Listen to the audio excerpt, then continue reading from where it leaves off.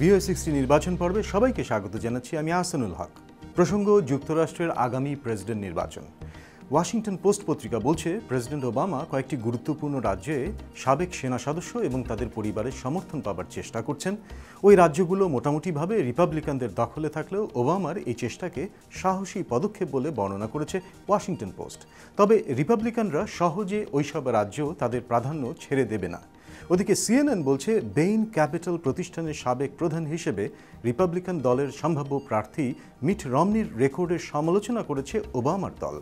নতুন এক বিজ্ঞাপনে তারা বলছে, কানসাসের একটি ইস্পাত কারখানা বেইন ক্যাপিটাল কিনে নেবার পর থেকে সেটি বন্ধ হয়ে যায়।